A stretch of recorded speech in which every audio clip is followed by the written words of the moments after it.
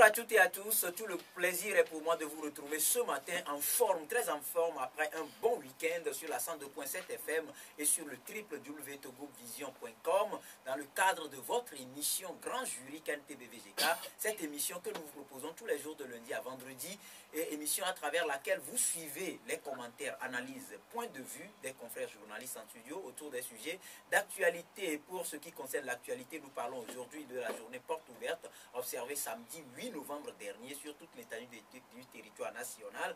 Comment est-ce que les uns et les autres analysent cette initiative du gouvernement togolais? Je rappelle que l'équipe gouvernementale a balayé le CHU Sylvanus Olympio, communément appelé jadis CHU Tokoin. Voilà. Et puis l'autre sujet, c'est relatif à la question des réformes institutionnelles, constitutionnelles et électorales dans notre cher pays, le Togo. À quelques mois d'une échéance capitale, je veux parler de l'élection présidentielle de 2015. Et le dernier sujet est relatif à l'actualité au Burkina Faso avec tout le méli-mélo qui entoure la transition. Voilà donc l'ossature des sujets à débattre au cours de ce numéro. Au micro pour son animation, appelez-moi tout simplement Rodrigue Aego. Et toute une équipe m'accompagne avec à la technique Malix. Ma gloire, rapidement autour de cette table ce matin, Ibrahim Acha, directeur de publication du journal Temps Nouveau. Bonjour Ibrahim. Bonjour Rodrigue et bonjour à tous ceux qui nous écoutent en ce moment. Et notre second invité, il s'appelle tout simplement Dodi Espoir Koudjodi, directeur de publication du journal L'Engagement. Bonjour Espoir. Bonjour Rodrigue, bonjour à tous les fidèles branchés de la KNTB. Et notre troisième invité, il s'appelle Joseph Gada, il est le patron de l'agence Horizon News et également directeur de publication du journal Économie et Développement. Bonjour, chers confrères Joseph. Oui, bonjour Rodrigue. Et bonjour également à tous les fidèles et à toutes les fidèles auditrices de votre canal. Ça fait longtemps qu'on ne s'est plus vu. Je pense qu'on aura encore le temps de déblayer un petit peu l'actualité politique comme cela se doit. L'actualité politique oblige, mais ceci étant souffré qu'on commence avec vous, Joseph, par rapport à cette journée Togo propre que le Togo a observée le 8 novembre dernier.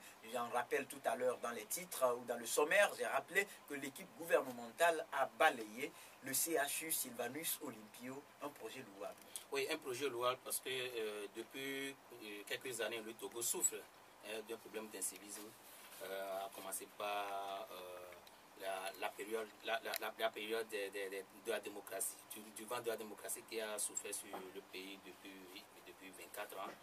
Et il urge qu'à un certain moment qu'on puisse redonner le blason aux Togolais en matière de civisme. Et vous n'êtes pas sans savoir que le mois d'octobre a été décrété le mois de civisme. Il faut dire que la finalité, c'est ce qu'on avait vu le samedi dernier avec cette mobilisation du gouvernement a démontré aux citoyens qu'au jour d'aujourd'hui, les valeurs morales, les valeurs civiques doivent quand même être de mise au Togo. Mais moi, le samedi dernier, j'ai essayé de faire le tour au niveau de Badida, d'Akbame, jusqu'au niveau de Daneho. Mais j'avais senti qu'à l'intérieur du pays, ce projet n'a pas pris. J'avais l'impression tout simplement que le gouvernement s'est tassé seulement au niveau de la ville en oubliant l'intérieur. Donc pour moi j'avais dit... Mais je vous rappelle quand même que Madame la ministre a effectué une tournée nationale de sensibilisation justement le pourquoi je voudrais autour de cette initiative. Justement le pourquoi je voudrais voir, parce que le samedi dernier est le bilan tout simplement des 30 jours décrétés comme journée, comme le mois de civisme. Mais je dis, si la population n'a pas pu se mobiliser, cela veut dire que le mois de civisme a été un échec. Personnellement, ça c'est mon point de vue personnel, parce que d'abord, je n'ai pas vu que la société civile a été associée à la chose. Je n'ai pas vu que même les médias ont été associés à la chose. Ça fait qu'à un certain moment, personne ne se sentait même concerné par cette opération de Togo propre. Vous savez, pas le temps, quand on parle de ville propre, ou bien, bon, parce que avant c'est le nom qu'on donnait, c'est pas Togo, quand on parle de ville propre, c'est l'engagement. Vous voyez que tout le monde est mobilisé dans les quartiers, devant chaque maison, vous voyez que les situations puissent concerner. Mais le samedi, parce que la population est restée indifférente. Et je demande, c'est l'occasion pour moi de demander encore à Madame la ministre de revoir sa copie au niveau de ce qui est fait par rapport à la sensibilisation. Si effectivement nous voulons que le civisme revienne sur le territoire togolais, il faudrait que les médias soient vraiment associés, parce que vous savez qu'à un certain moment, la primature avait supprimé ce projet de citoyenneté piloté à l'époque par l'ex-premier ministre Gilbert Fossou-N'Doumbo. Et c'est là urge que cela revienne encore. Parce que c'est vrai, on ne peut pas demander aux médias, je l'ai toujours dit, on peut pas. Aujourd'hui, nous voulons migrer vers une entreprise de presse. On ne peut pas nous demander à tout moment d'accompagner le gouvernement gratuitement. Il faudrait qu'une action soit faite. Donc, vous parlez de mesures d'accompagnement. Donc, il faudrait que prochainement, parce que c'est décrété que chaque premier samedi, ce serait organisé le Togo propre, mais il faudrait que prochainement, que la mobilisation aille surtout au niveau des collectivités. Je vais parler de la municipalité. Je vais parler également au niveau des CDQ, des CVD, qui sont très importants, qui sont les parties mobilisatrices de la population. Voilà, Espoir Koudjodi, par rapport à cette première journée Togo propre. Oui, justement, l'engouement avait manqué, parce que moi aussi également j'ai fait un petit tour sympa dans la ville. Je crois que ça doit prendre normalement si on avait pensé à ce côté sensibilisation de la chose. On y a pensé, je rappelle, pour une troisième fois que Madame la ministre Germaine Anaté Kouméalo a fait une tournée nationale de sensibilisation. Je sais que le ministre de la Communication avait fait une tournée, mais je dis qu'il faudra accentuer cette sensibilisation, parce que moi j'étais sorti la fois dernière, les gens étaient restés chez eux, et ils ne se sentaient pas concernés par rapport à cette journée. C'est vrai qu'on avait dit que l'autorité doit donner l'exemple, et c'est l'occasion de saluer un peu le fait que les membres du gouvernement soient sortis pour balayer le CHU et quelques acteurs de la ville. Maintenant, comme Joseph l'a dit, il faudra justement que ce côté sensibilisation, et c'est vrai que on nous parlera de moyens, quand on avait parlé de moyens quand on avait supprimé un peu cette ligne qui permettait aux médias de sensibiliser la population sur les vertus civiques. Mais quand le besoin se fait sentir aujourd'hui, c'est le gouvernement même qui estime qu'il faut une grande campagne de sensibilisation sur le civisme et la citoyenneté. Imaginez-vous qu'on associe les médias, ce qu'on faisait, les sujets civiques qu'on insérait dans nos colonnes et tout, pour sensibiliser la population à l'opération Togo Bipop et tout. Je pense que ça va prendre beaucoup. Ça va aider les populations à retrouver un peu ce sens civique de la chose. Et donc je pense que c'est l'occasion de ressusciter un peu cette ligne-là qui permettait aux médias d'accompagner un peu la chose.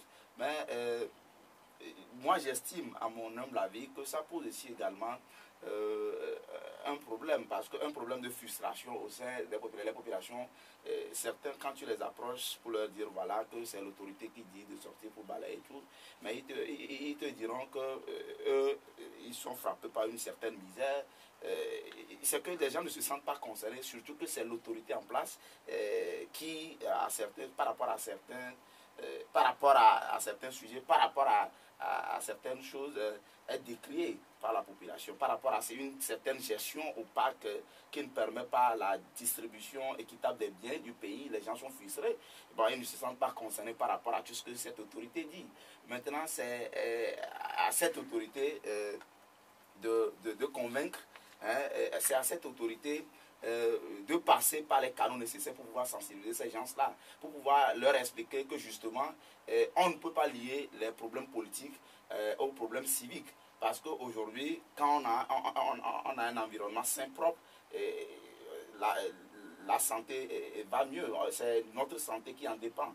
Donc, il faudra justement passer par ces canaux, des canaux nécessaires. Je ne vois pas aussi qu'on ait associé convenablement les chefs traditionnels et tout. Parce que pour ces genres de choses, il faudra normalement associer la chefferie traditionnelle. Dans mon quartier, on n'a même pas gongonné. Nous sommes à Lomé, mais pour des sujets, je vois ces gongonnés-là qui sortent et sensibilisent les gens et informent les gens. Je pense qu'il faudra passer par ces canaux-là pour que les gens se sentent concernés. je pense que l'autorité, en donnant l'exemple, doit continuer dans ce sens pour que les gens n'estiment pas que l'autorité est écartée, s'est écartée un peu de la chose et demande aux citoyens lambda de le faire. Et donc, voilà, j'estime que le côté sensibilisation de la chose, on doit prendre cela en compte nécessairement pour que ça prenne. Voilà, Ibrahim, vous, à votre niveau, comment expliquez-vous ce manque d'engouement autour de cette première journée Togo propre? Bon, mais il faut dire tout simplement que les Togolais n'ont pas encore renoué avec le comportement citoyen, puisque Espoir l'évoquait tantôt, depuis le vent de l'Est qui a soufflé sur notre pays depuis 1990 jusqu'à nos jours, les Togolais ont perdu de leur comportement civique. Et il y a eu de l'incivisme qui a pris la place du comportement, le modèle togolais qu'on connaissait. Vous savez que par le passé, il y a eu même des artistes de la chanson sur le plan continental qui ont vanté la propriété de Lomé, Lomé la Belle. On parlait aussi du Togolais qui est un homme pacifique, un homme sérieux, et ça faisait vraiment la fierté de notre pays. Mais depuis que la démocratie a pointé son nez dans notre pays, les gens ont confondu liberté, libertinage, et ça a entraîné des dérives que nous constatons actuellement dans le pays. Pour l'initiative de civisme, le mois qui a été décrété, effectivement, il y a eu un problème de communication. Mais il souffrait que nous disions que Madame Anaté, Madame la ministre, ne pouvait pas jouer la gendarmette derrière tous les Togolais, parce que c'est un problème de citoyenneté, et donc toute personne qui se sent concernée par la propriété de sa ville, la propriété de son pays, et qui a vraiment cette fibre patriotique qui anime son appartenance à cette nation, je pense que chacun pouvait sortir et jouer sa partition, puisqu'il s'agit de balayer la ville et d'offrir un cadre sain à la population togolaise. Et du moment où nous vivons dans la ville de Lomé et ses environs, je pense qu'il était de notre devoir de sortir et de balayer, et à l'unisson de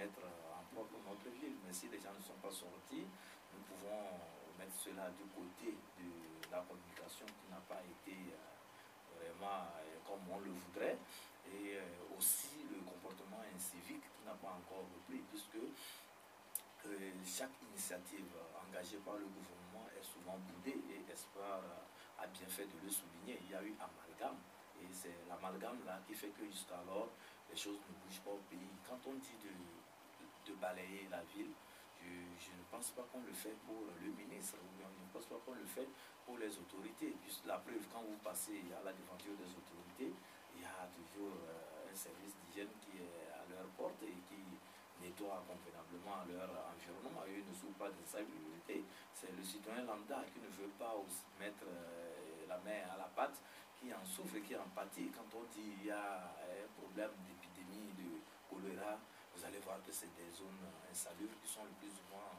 attaquées. Donc nous appelons nos citoyens, nous-mêmes les médias, nous n'allons pas entendre qu'on nous donne les moyens. Vous avez vu la mobilisation qui a été faite autour de Ebola. Nous étions unanimes, nous nous sommes dit que non, il faut qu'on fasse beaucoup de sensibilisation. Ça n'exclut quand même pas les mesures d'accompagnement. Les mesures d'accompagnement vont arriver, mais en tant que médias, nous faisons un service d'activité, disons, de participation citoyenne, puisque ce que nous faisons aussi, nous informons, nous éduquons et nous divertissons. Donc, face à un enjeu aussi capital qu'est la propriété et l'insalubrité, je pense que les médias doivent, sans attendre un certain émolument, commencer par faire le travail de sensibilisation, et c'est ce que nous essayons de faire.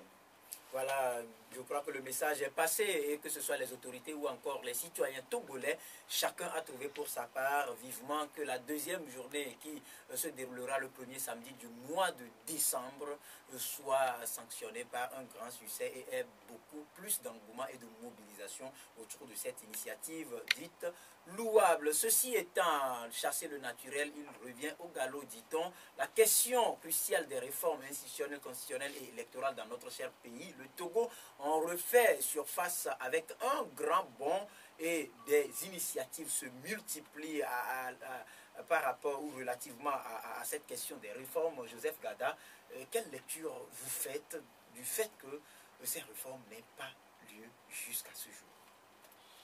Oui, plusieurs remarques. Plusieurs remarques depuis le 30 juin. Après le rejet du projet introduit par le gouvernement après le rejet, à l'Assemblée nationale. C'est effectivement. J'ai vu qu'il y a un éclatement d'abord de la classe politique. Et non seulement ça, la société civile aussi, qui dans d'autres pays, comme on l'a vu par le passé, n'a pas su aussi jouer son rôle comme cela se doit. Je reviens au niveau de la classe politique.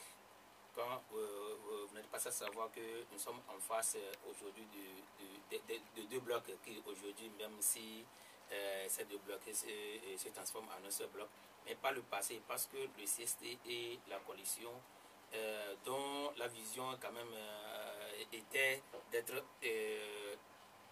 quand même un pour pouvoir conduire le processus des réformes, n'a pas eu lieu.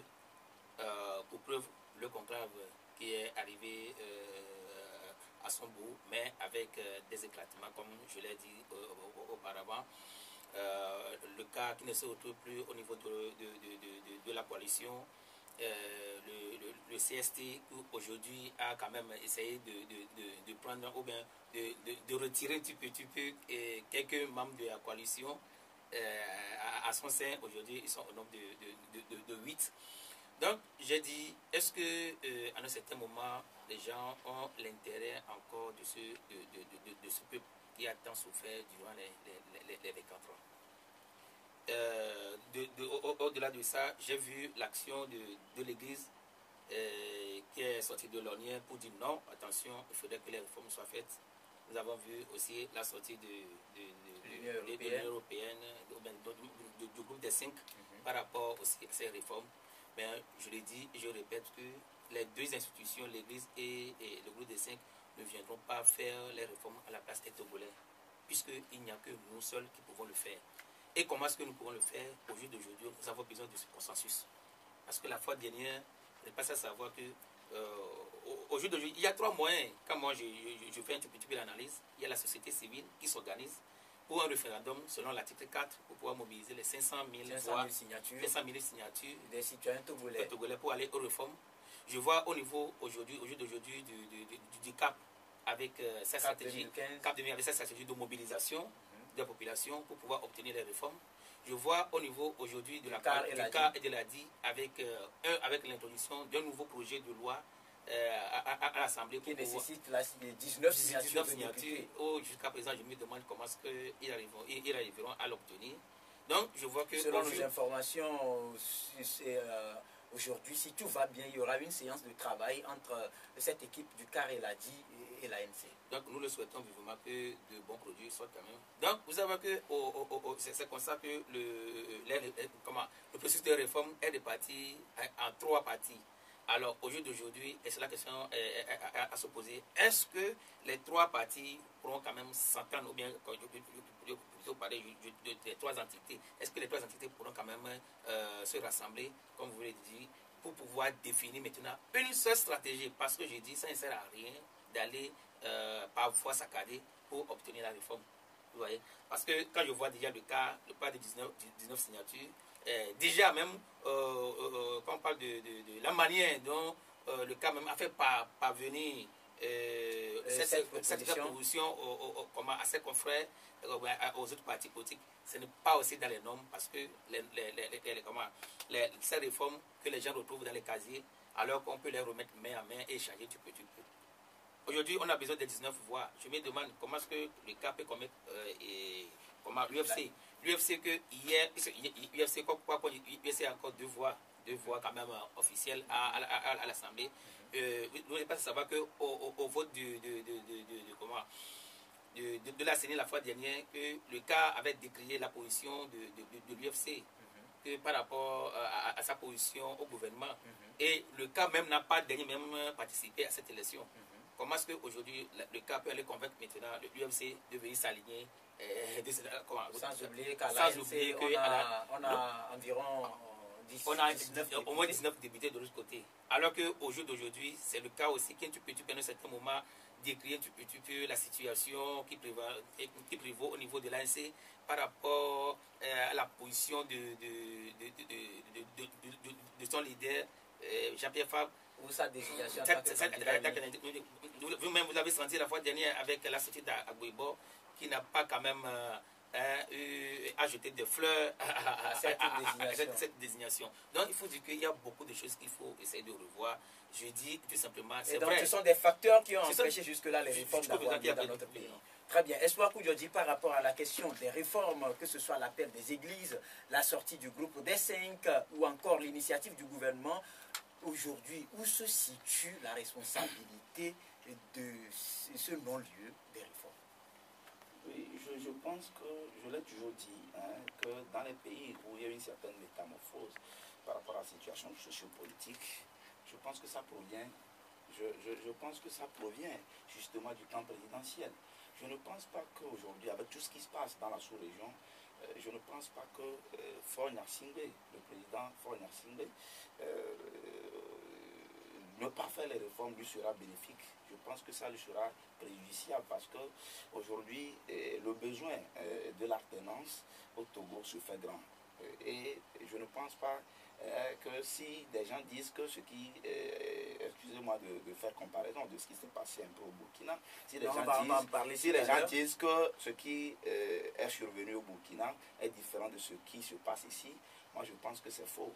Le besoin de l'alternance. Mais si peut-être il y a peut-être une précision à faire au Burkina. Je parle du besoin de l'alternance. Si vous permettez, ce qui s'est passé au Burkina, il faut rappeler que le président Blaise Compaoré était en train d'initier une révision de l'article 37 devant lui permettre de se représenter. Sans oublier qu'au Togo, nous sommes en train de vouloir aller aux réformes pour faire revenir le verrou de la limitation de mandat et du mode de scrutin, du mode et les prérogatives du Premier ministre. Je pense que ailleurs, le président dispose tout au plus de 2 mandats. Et après, il débarrasse le point. En respect de la Constitution. En respect de la Constitution. Je dis bien, ici, on parle encore le verrou. Mais je dis, ce que je dis, c'est très simple. Je dis que le besoin de l'alternance est le même ici qu'au Burkina. Et donc, je ne pense pas que tout ce qui se passe, même s'il y a des dissensions au sein de l'opposition, je ne pense pas que c'est ce qui amènerait Faure Gnassingbé, le président de la République, à refuser de faire les réformes. Moi, à mon avis, puisque son gouvernement a initié ce projet de loi qui a été rejeté par l'Assemblée nationale. De cette petite comédie qui a eu lieu à l'Assemblée nationale, on voudrait bien nous dire que c'est au nom de la séparation des pouvoirs. On voudrait bien nous dire que c'est au nom de la séparation des pouvoirs que les députés étaient libres d'apprécier un peu. Moi, je pense que c'était un complot savamment ourdi par le camp présidentiel pour rendre encore les choses élastiques. Donc moi j'estime que le président de la République a l'avantage aujourd'hui d'anticiper sur les événements. Je pense qu'on a un événement capital, une élection capitale devant nous. Et pour que je dis que les élections au Togo n'auront pas de sens tant que les réformes n'auront pas lieu. Et donc je pense que ces réformes constituent aujourd'hui une nécessité. Et je pense que l'initiative du CAR et de l'ADI est à saluer. Maintenant, par rapport à des intérêts partisans, moi, je pense que l'analyse devient intéressante maintenant. Quand les gens étaient partis au conclave, et c'est pour pouvoir dessiner une stratégie commune, pour faire pression sur le régime en place, pour que les réformes aient lieu. Je pense que de par ce qu'on a eu à entendre tout de part et d'autre, c'est ce qui avait motivé un peu ce conclave. Mais par rapport à certains intérêts partisans, les gens ont plutôt précipité le choix d'un candidat unique. Ils ont plutôt relégué un peu...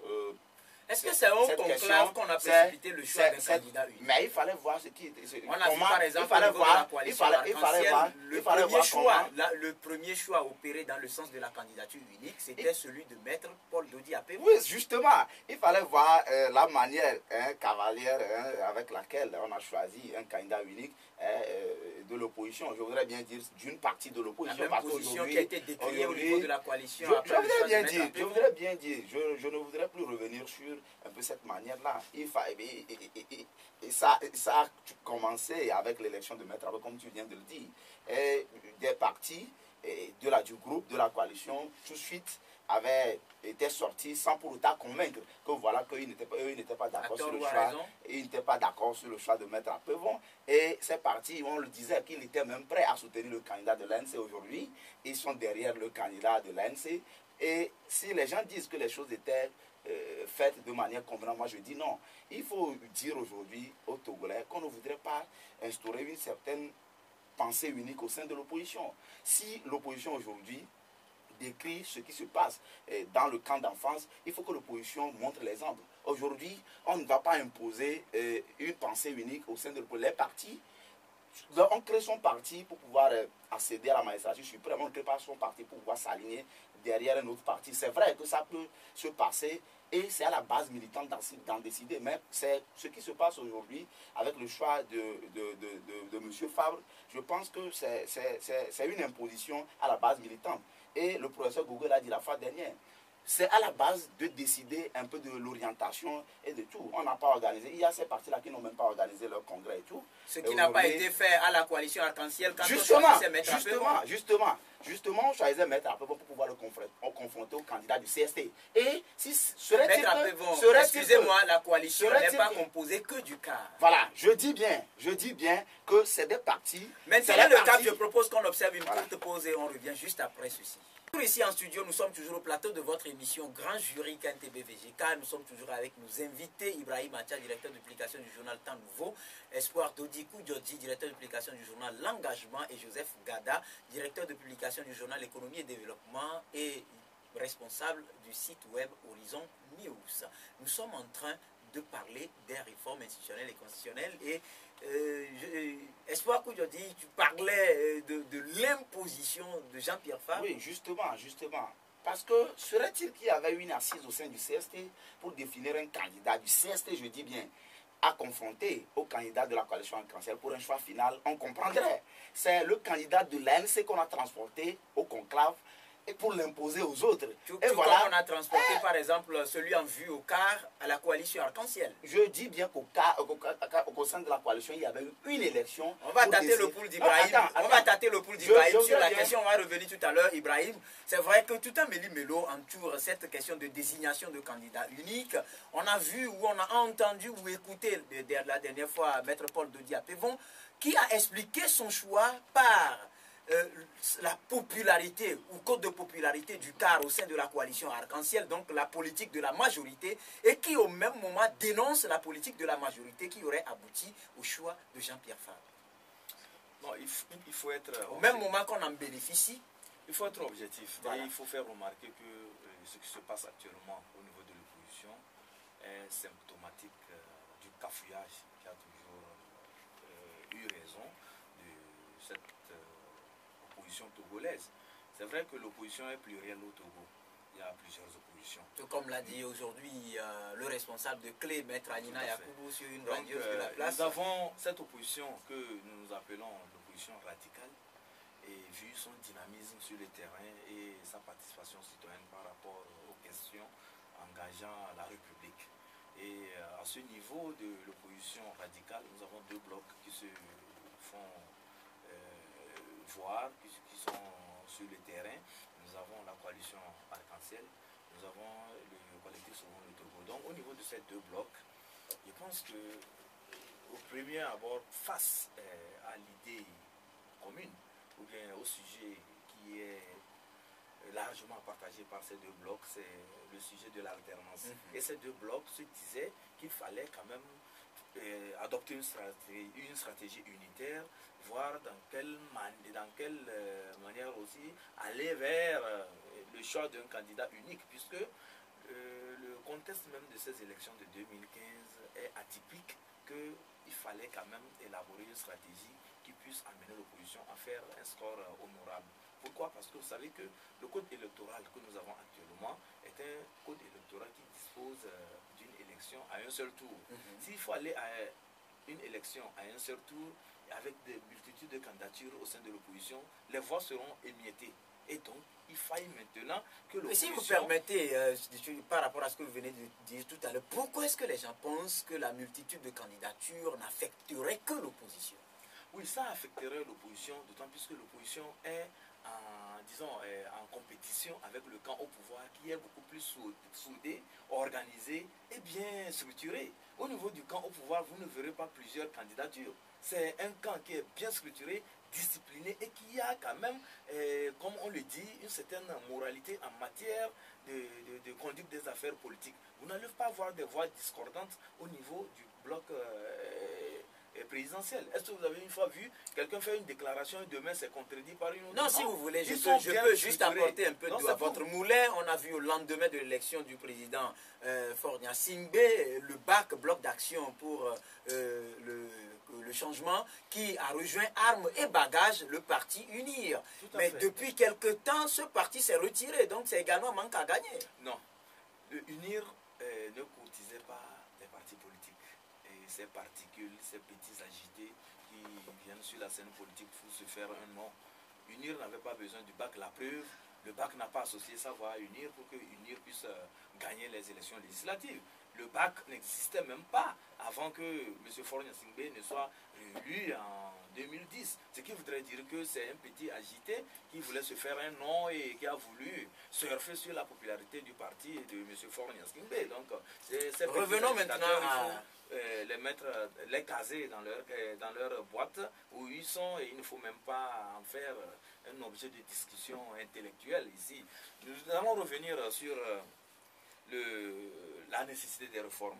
Nous tous les Togolais aspirent à ces réformes. Que ce soit le camp au pouvoir, que ce soit l'opposition, tout le monde voudrait qu'on aille à ces réformes. Pourquoi on doit aller à ces réformes? Parce que M. Faure Gnassingbé a inscrit le Togo sur la voie de la modernité. Et vous savez, le slogan qui a prévalu à sa réélection, il nous a parlé du renouveau. Le renouveau suppose les réformes. Et donc, renouveau et réforme, c'est presque la même chose. Donc, M. Faure Gnassingbé, la vision de Faure Gnassingbé, c'est d'aller vers le modernisme, c'est d'engager le Togo sur la voie de la démocratie. Et donc, il a intérêt à opérer les réformes. Pas il a intérêt. Le besoin se sent à son niveau d'aller vers les réformes. La preuve, c'est que le gouvernement a envoyé un projet de loi à l'Assemblée nationale où ce projet de loi tenait en compte toutes les aspirations, bien les dispositions contenues dans la Constitution de 1992. C'est au niveau du Parlement que le jeu a été fait.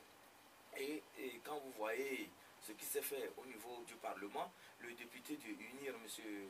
Chao Christophe, oui, le président du groupe il a expliqué sa position. parlementaire. Il a dit que c'est le problème de rétroactivité qui posait problème. Et vous savez que la loi ne dispose que du futur. Et donc, au niveau de ce qui est étonnant, si vous permettez, ce qui est étonnant, on a repris ces tests qu'on a lus à plusieurs reprises, on n'a jamais lu nulle part la rétroactivité de la loi. Non, le projet qui a été envoyé par le gouvernement est un projet impersonnel. Et au niveau du Parlement, le débat sur la rétroactivité de la loi, qui ne figure pas dans la loi, devait découler d'un accord politique. Et c'est pourquoi il y a des choses qui n'ont pas été... Est-ce qu'il ne fallait pas voter premièrement, donner un quitus à ce projet et après revenir poser le débat par rapport à la rétroactivité ou non de la loi? C'est l'intransigeance de l'opposition et l'incohérence de l'opposition. Comme l'a dit le président du groupe parlementaire, Christophe Chao. Voilà. Vous savez, dans ce pays, on se connaît. Les gens se connaissent. Il y a des gens qui disent une chose le matin, à midi, ils dénient ce qu'ils ont dit, et le soir, ils se retrouvent avec une autre position qui est beaucoup plus abracadabrante par rapport à ce qu'ils ont déjà permettez, je voudrais rappeler un peu. Il faut qu'on laisse Ibrahim aller au bout. Monsieur Espoir, suivez-moi, c'est pour vous dire que cette question de rétroactivité doit découler d'un accord politique. Et en ce sens, le pouvoir a intérêt à discuter avec son opposition. L'opposition aussi a intérêt à faire le premier pas vers le pouvoir pour que ce problème soit déblayé. Quand ça s'est déblayé, je pense que la question de réforme n'effrayera personne.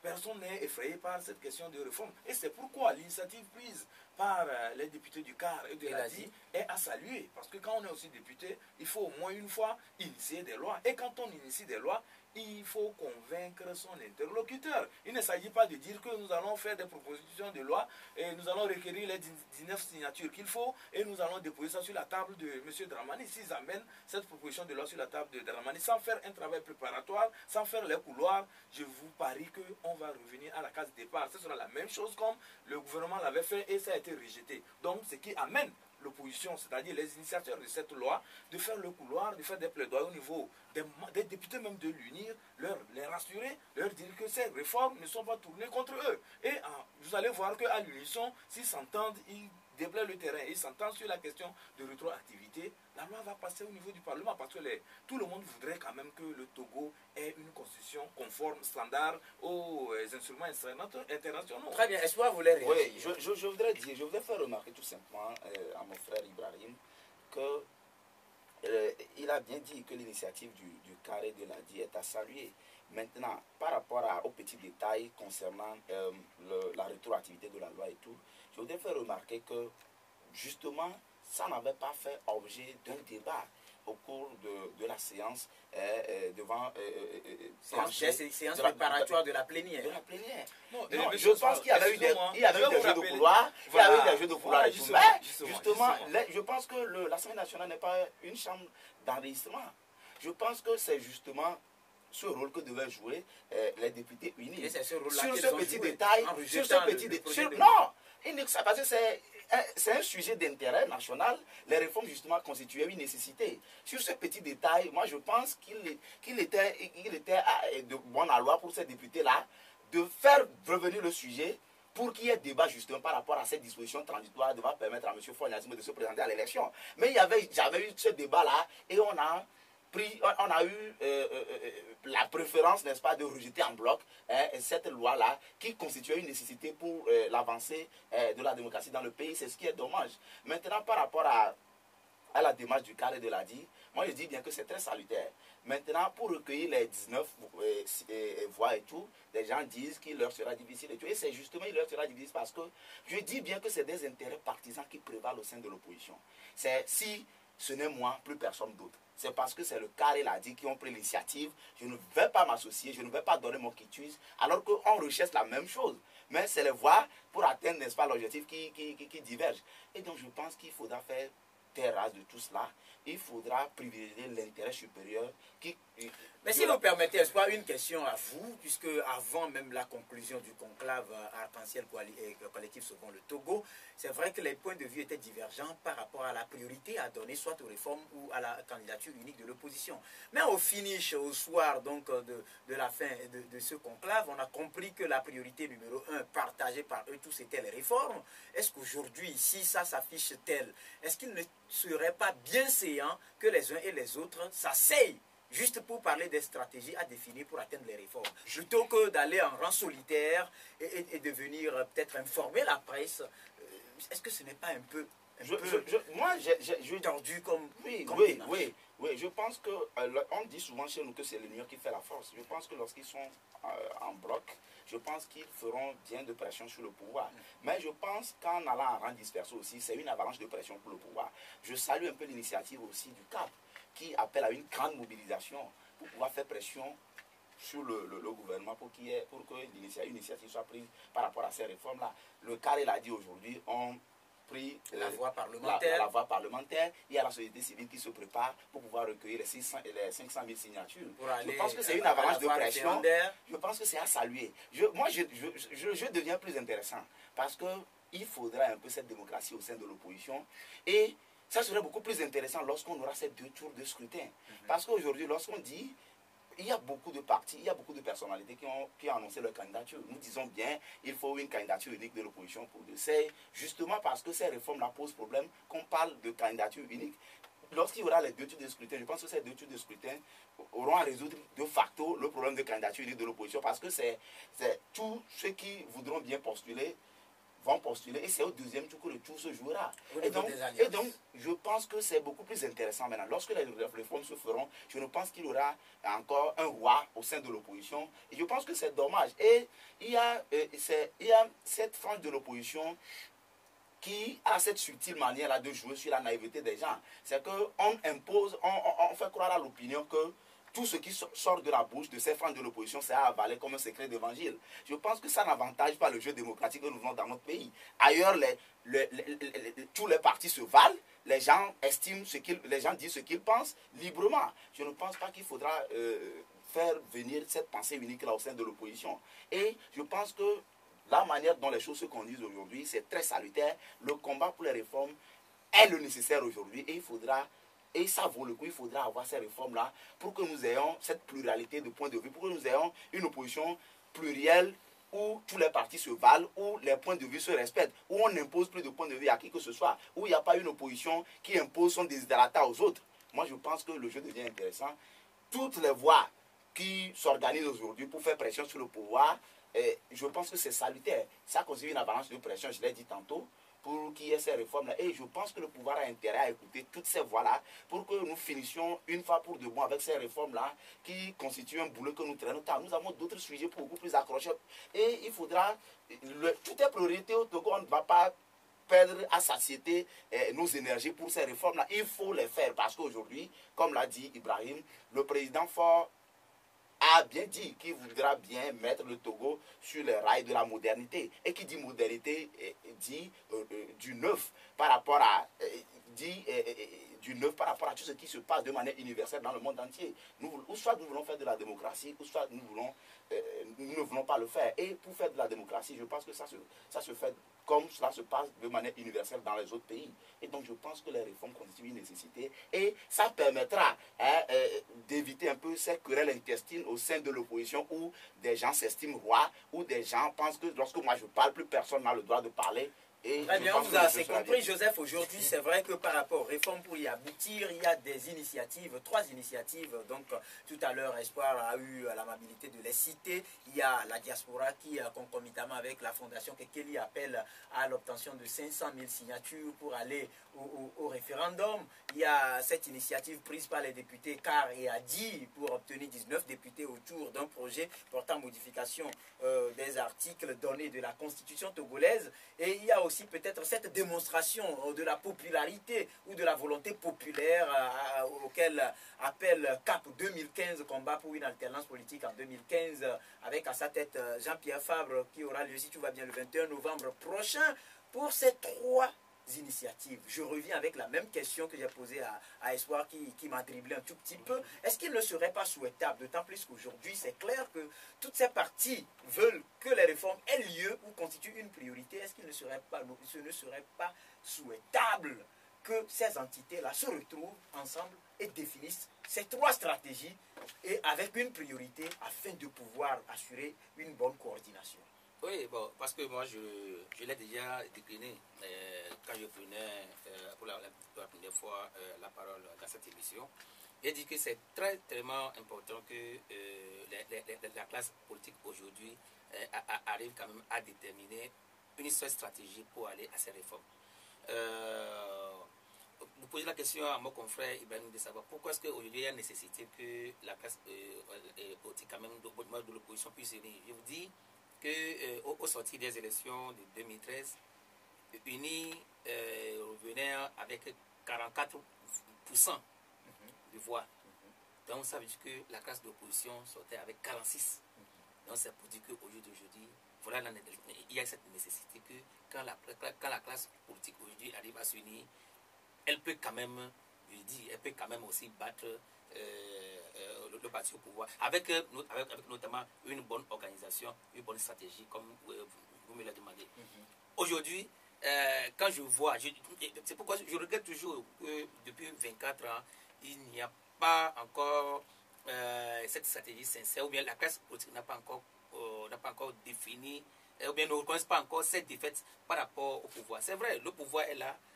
Quelqu'un me l'a dit, que quand on va au pouvoir, c'est pour le conserver. Hein. Quel qu'en soit le cas, on peut introduire les projets de loi, ça peut être rejeté ou pas. Mais je pense que s'il arrivait que les forces vives de l'opposition arrivent à s'unir, comme je l'ai dit, toujours arrivent à s'unir, parce qu'aujourd'hui, rien ne les empêche de s'unir. Si l'objectif primordial, c'est la réforme. Ce matin, j'écoutais Alberto Olimpio qui disait que franchement, lui, bon, à son sein, il ne reconnaît pas encore en tant que tel Jean-Pierre Fabre comme candidat de l'opposition, mais peut-être que d'un groupement de partis politiques. Et il a raison. Laisse-moi, je te dis la fois passée, quand j'écoutais le chef de communication de l'ANC, M. Éric Dupuis, qui disait que lors du premier discours de Jean-Pierre Fabre au conclave, quand il a été élu, quand il a été désigné, que Jean-Pierre disait que la porte est largement ouverte. J'ai dit non. Si la porte est largement ouverte, qu'est-ce que vous allez faire pour que les autres puissent venir quand même s'ajouter à vous, pour que le combat soit un? Ils ont dit qu'ils iraient vers non, les autres partis. Dis, lui, non, Éric Dupuis disait la fois dernière que non, que pour le moment, le CAP a des stratégies, ce n'est pas aller vers les autres, non. J'ai dit, aujourd'hui, est-ce que la position de l'ANC, avec ces 8 groupuscules, quand même, bon, vous permettez de le dire, pourrait quand même faire on ne va pas minimiser les partis politiques, non, parce que vous êtes sans savoir. Attendez, on ne va pas aller sur ce point. Si vous permettez, peut-être dire groupuscule, selon moi, serait très déplacé. Du moment, c'est peut-être dire que le ministère de l'administration territoriale ne maîtrise pas les partis politiques, parce que vous n'êtes sans savoir que dans les critères de constitution de partis politiques dans notre cher pays, le Togo, en respect de la constitution togolaise, on exige quand même une implantation territoriale. On exige quand même dans chaque préfecture des voix, des signatures. Et donc si vous dites groupuscule, ça sous-entend que le ministère de l'administration territoriale ne maîtrise pas son travail. Je pense que c'est une remarque pertinente. C'est une remarque pertinente que vous venez de faire aujourd'hui. Parce que moi j'ai l'impression que même dans certains partis, les partis se résument à une seule personne. Et on l'a souvent parce qu'on n'est pas venu ici quand même pour faire des procès d'intention aux gens. Mais seulement ce que moi je voudrais, c'est que aujourd'hui, Jean-Pierre Fabre demeure toujours le chef de file d'opposition. Et il a intérêt de pouvoir rassembler les autres partis. Je le dis, je répète, vous voyez la position de Obu par rapport à la sortie de Hadi et d'Ika. Et sur les réformes. Sur les réformes. Je vous dis que si effectivement, donc dans l'ensemble, les gens savent que on a besoin du consensus pour y aller. Mais je dis que peut-être qu'au Burkina, on aura besoin d'un certain Moro Naba au Togo pour taper sur la table, pour dire attention, maintenant, réunissez-vous mes chers frères et défendez ce que vous pouvez défendre au nom de la population. Parce qu'aujourd'hui, la population ne parle pas encore. La population est quand même restée à l'égard et voit ce que les acteurs font. Même si on dit qu'on va mobiliser les gens, j'ai dit non. Vous ne pouvez pas mobiliser la population pour avoir les réformes. Les réformes, la population... Puisqu'il faut rappeler que c'est prévu par la Constitution togolaise. C'est prévu par la Constitution. Mais il faut dire que dans certains pays, au Burkina, c'était la mobilisation spontanée. On n'a jamais poussé la population comme aujourd'hui. En tout cas, on vous a assez compris. Le premier objectif. Il nous reste juste 4 minutes. On ne pourra plus parler du Burkina Faso. Chers auditeurs, toutes nos excuses parce que la question des réformes prenait de l'ampleur. Mais Ibrahim, je reviens avec vous aujourd'hui. Qu'est-ce qu'il faut faire? Qu'est-ce que toutes ces initiatives qui s'affichent, qu'est-ce qu'on peut faire autour de ces initiatives, si tant est que les réformes constituent une priorité à tous les niveaux, que ce soit au niveau du gouvernement, du parti au pouvoir, et au niveau également de la société civile et de l'opposition, qu'est-ce qu'il faut faire pour aboutir à ces réformes? Vous savez, il faut vraiment que les Togolais arrivent à s'entendre et à parler d'une seule voix. La question des réformes, je vous ai dit que les réformes ne pose pas problème. C'est la question de rétroactivité. Maintenant, comment faire pour... Sur ce plan, c'est très simple. Ça doit découler d'un accord politique. Que les gens prennent des initiatives, les gens soient responsables, les gens se retrouvent et disent que voilà, cette question de rétroactivité, si c'est ça le sacrifice qu'il faut faire pour qu'on aille à ces réformes, que les gens soient prêts à faire ce sacrifice. L'opposition doit accepter que la loi ne soit pas rétroactive au niveau de M. Faure Gnassingbé et ils vont aller aux élections. S'ils sont bien organisés, ils peuvent renverser la tendance, ils peuvent renverser la vapeur. C'est une question de responsabilité et de cohérence dans tout ce que l'on fait. Vous savez, il faut qu'on soit objectif. Les initiatives qui sont prises ça et là au niveau de l'opposition sont désordres.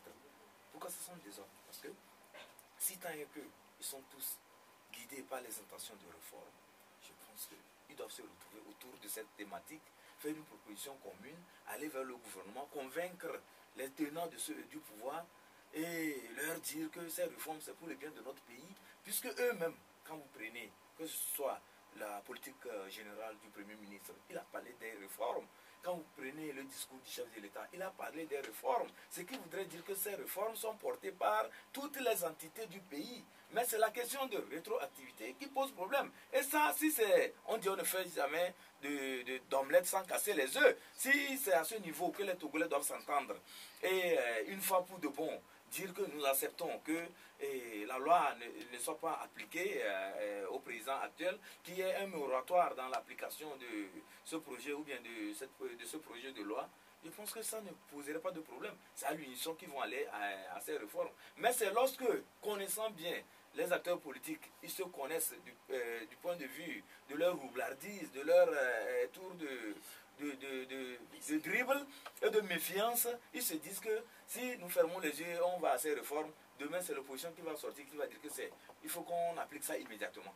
Parce qu'il n'y a pas eu un travail préparatoire autour de la chose. Mais s'il y a un travail préparatoire autour de la chose et que les Togolais s'entendent que cette loi ne sera pas rétroactive, je pense que le gouvernement et les députés de la majorité ne trouveront pas d'inconvénients. Et l'opposition aussi ne doit pas avoir peur de s'organiser pour pouvoir battre le parti au pouvoir. Parce que le fait d'exiger les réformes, on dirait qu'ils sont en train de commander l'alternance. L'alternance, c'est une quête, c'est un travail perpétuel.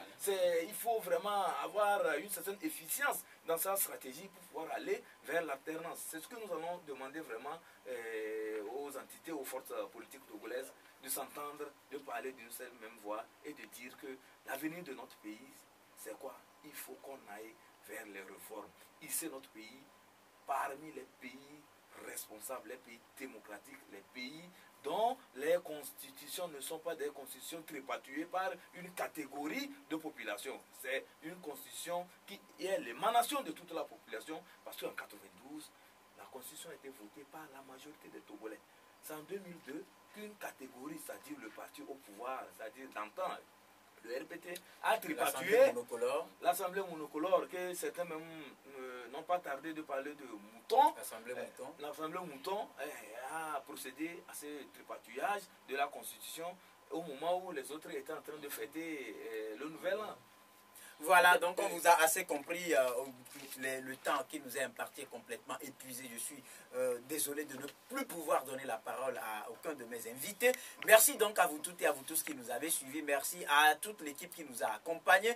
Nous vous souhaitons une très bonne journée, une très bonne suivi. Et nous vous donnons rendez-vous sur demain, même fréquence, même site, même heure, même émission avec, si tout va bien, Rodrigue Aego, bien de choses chez vous.